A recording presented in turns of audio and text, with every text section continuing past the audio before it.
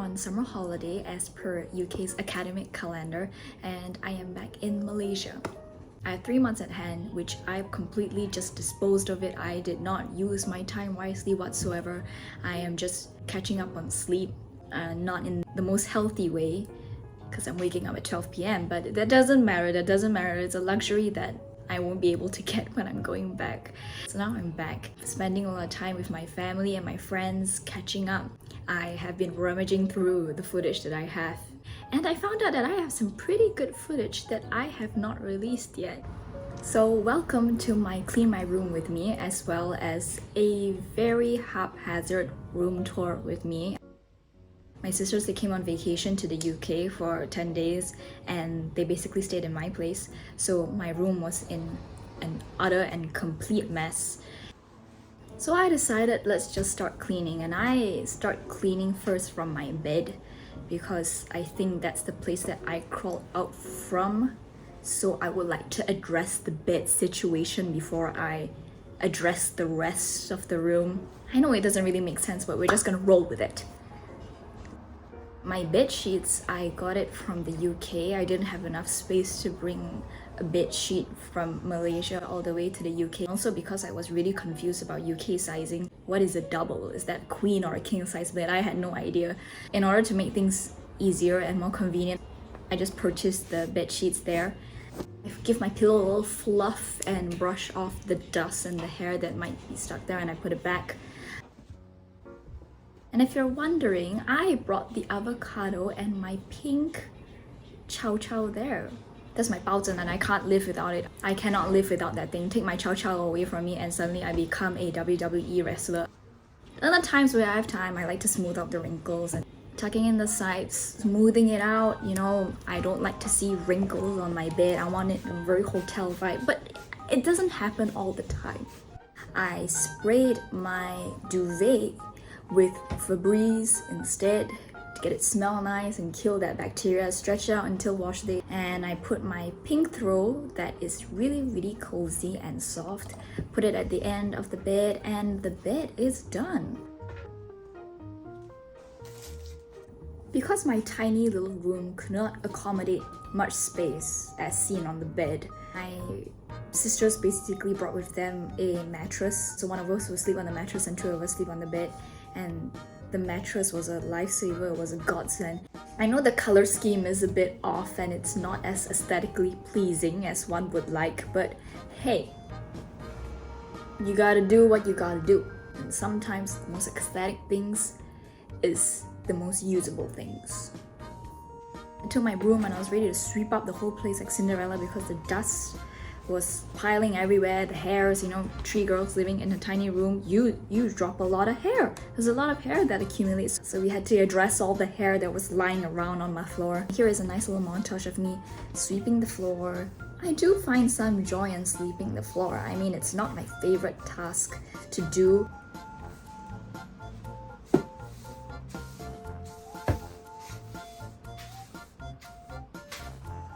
I do think that sweeping is not bad.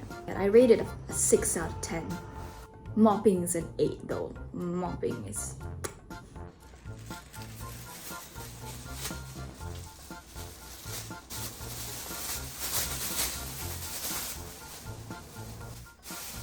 This place, the interior is really modern and I really enjoyed my stay there too. But the area was really sketchy and it was quite far from campus. But you know, I do love this place. I have bittersweet memories with this place. Partying feels very bittersweet for me because that was the first place that I called home in the UK. I'm not the best at cable organization either. So what I did was I just took a bamboo box and I put my extension cord and I put my extension cord inside the box and I kind of just stuffed all my wires in there. I don't think that's the best cable organization, but at least on the outside you see the box and not all the jumbled up wires. There is me kind of finagling the wires and coiling them, putting them into my little case. I'm the kind of person that's quite easily affected by her surroundings. So if my surroundings are very disorganized, I get in a really bad mood and I get frustrated easily, so I kind of like to keep my place clean. Although sometimes that doesn't really happen, or sometimes school does not permit me to simply keep my room clean because it's really stressful, you know, living alone. But I try. It doesn't happen all the time, but I try.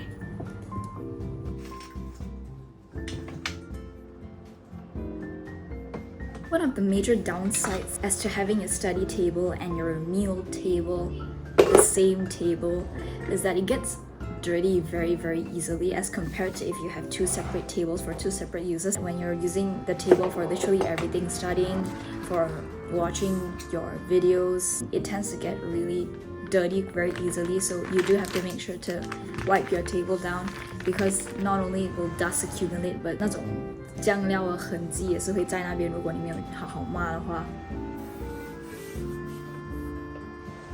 And that explains the lao gan ma that's sitting on my desk.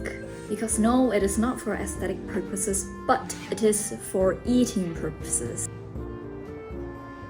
I think it's important to section off the areas and have designated areas for specific purposes. So my right hand side is basically my vanity, and the center area is workstation, and the left side of my desk is for cables, charging station. So if I didn't section it off and everything just kind of smashed out on my table, it will be really unorganized.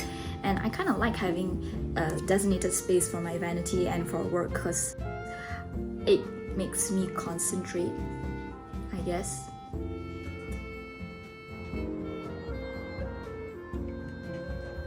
Living alone and going to a foreign country to pursue your studies is definitely a blessing and a privilege in itself, but I feel like what not a lot of people talk about is that being in a foreign country alone, sometimes it is quite overwhelming because not only are you being away from your family and from your friends.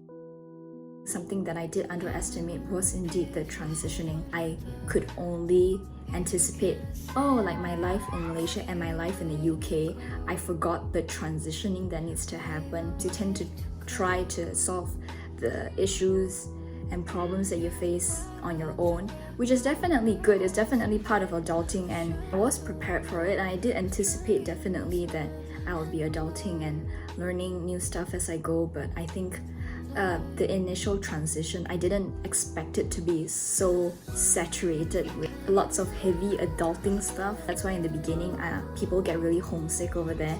For me, it was really intense homesick for 2 days. I had extremely erratic mood changes, mood swings, but after the 2 days and after I got to kind of transition to things, it kind of subsided.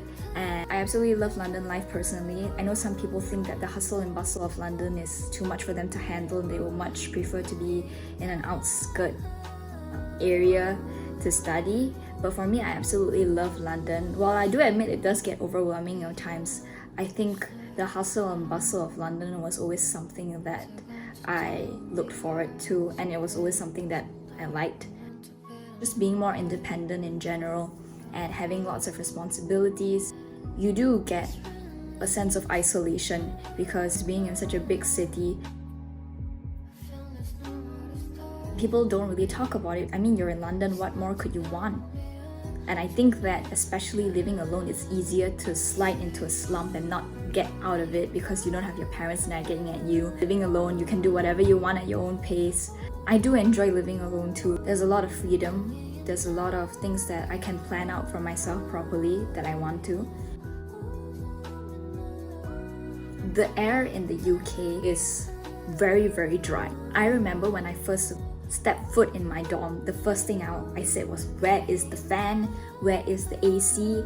And apparently in UK they don't have AC and they don't use fans. Like this fan, they don't have it. So zero circulation, zero ventilation to say the least. And when I went, the weather was starting to turn cold, so the air was starting to get less humid, more dry, and I wasn't prepared for that. I woke up with a sore throat the next day and I thought whether I had COVID. So I think air humidifier is a must.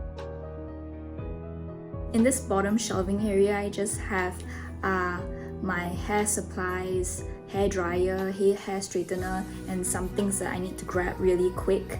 So I put some drinks Milo and teh tarik. Not really a big breakfast person, so sometimes I'll just drink that with some hard-boiled eggs, and that's my breakfast. For those of you wondering, I did apply for an ensuite and I got an ensuite, and thank God I have an ensuite, because one of my biggest pet peeves are dirty toilets. My gag reflex gets triggered instantly and I won't stop gagging.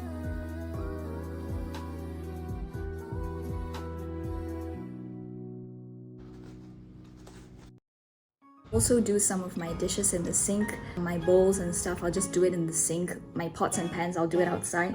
And I do it in my sink because it's much more convenient than using the kitchen.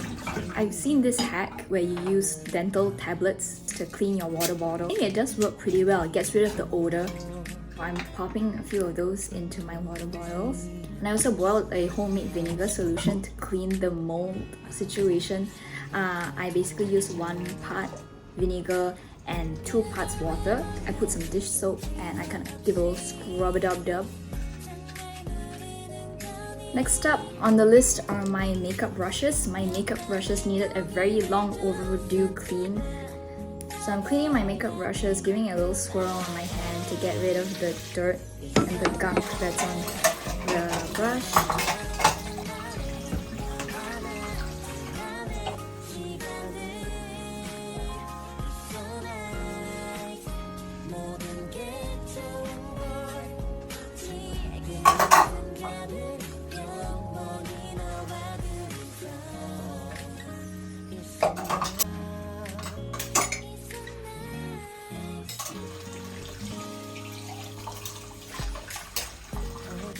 A final rinse on my water bottles, and then I use Jif to clean my sink and make my sink sparkle and shine.